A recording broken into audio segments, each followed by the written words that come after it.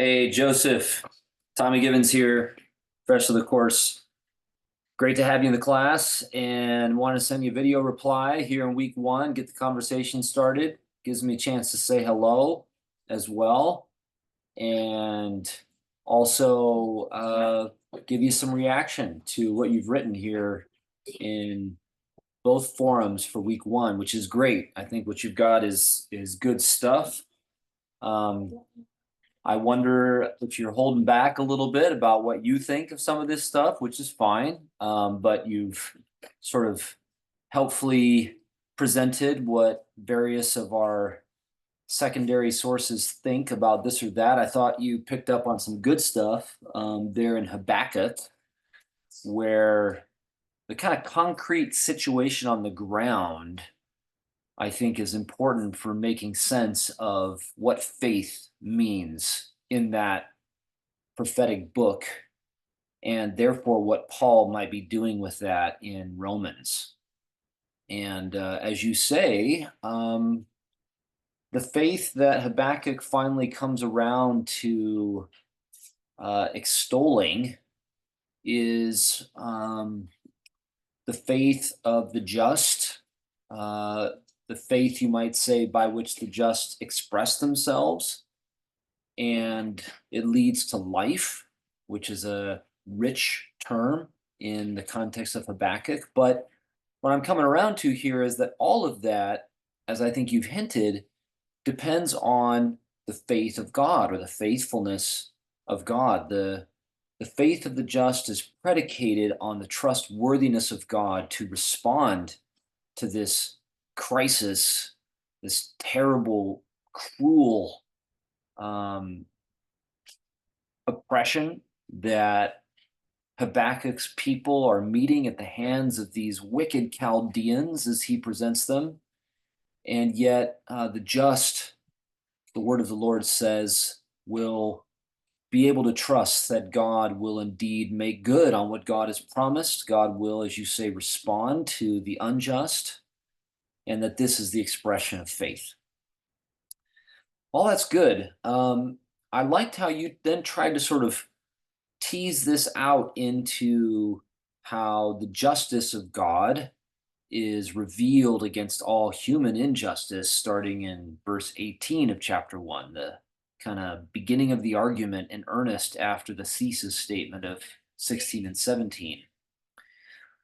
The one thing that I wanted to highlight about it, though, that is especially striking is that the just one himself, if we want to be open to Jesus as a kind of final expression of who the just one is, who lives by faith, does not escape God's judgment against the unjust.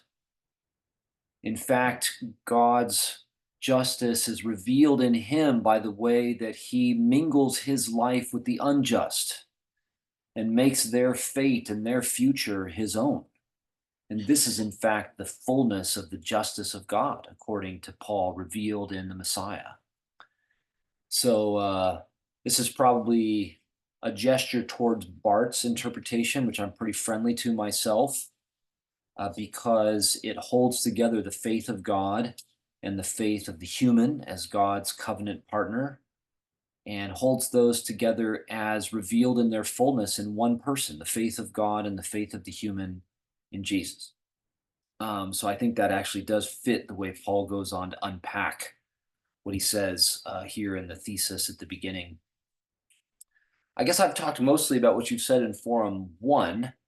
So just a quick word about Forum 2, where I think you've got some good stuff as well, picking up on the political valence or force of Paul's language, especially in the context of the Roman Empire, the way that Paul kind of uses subversively the political lexicon of Rome to tell a story about who Jesus is.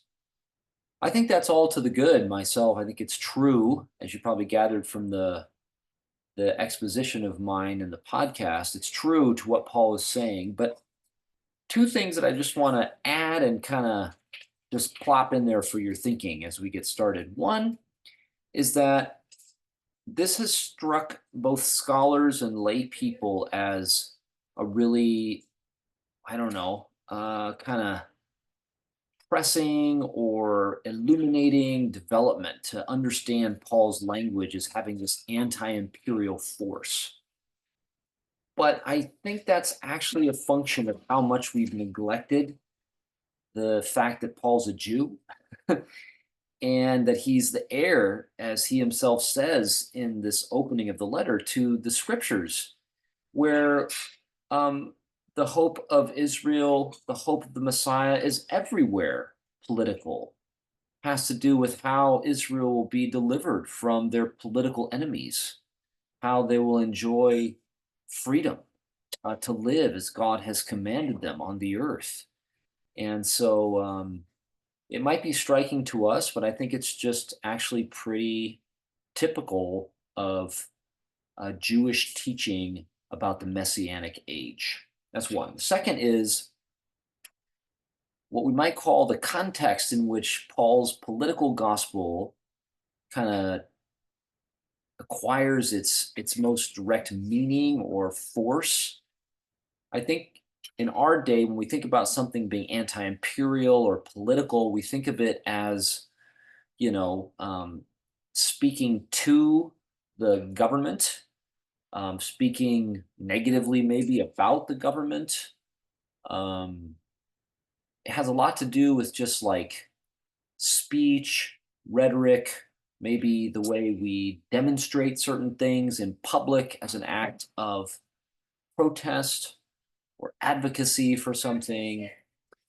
All that I think has got its place. So don't get me wrong. But in Romans, the political character of Paul's gospel is expressed especially in the way that the community that he's writing to live together, share their lives, their tables, their food, their time, their other goods with each other. This is how they embody kind of political presence of the Messiah that is indeed subversive of the imperial lord and imperial rule of the world by Rome.